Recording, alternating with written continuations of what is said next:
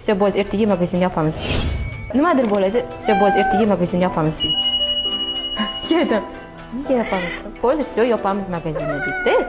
Magazinda nima desam bo'ladi? Bu narsalarga to'g'risini aytsam ko'rib turaman. Xo'p deyman. Endi ba'zan lekin ishoning, mana hozirgacha ham даже shundoq magazinda yopish fikri bo'lgan.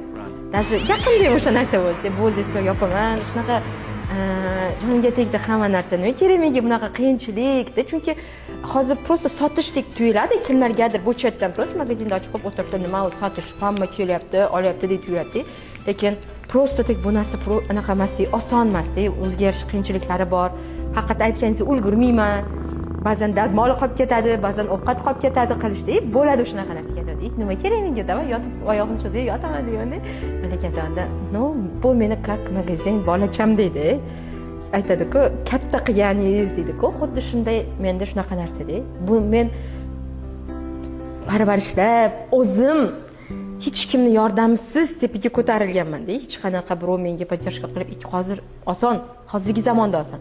Lekin 3-4 yil oldin unaqa rivojlanmagandi bu narsa-da. Qiyinroq edi u narsa.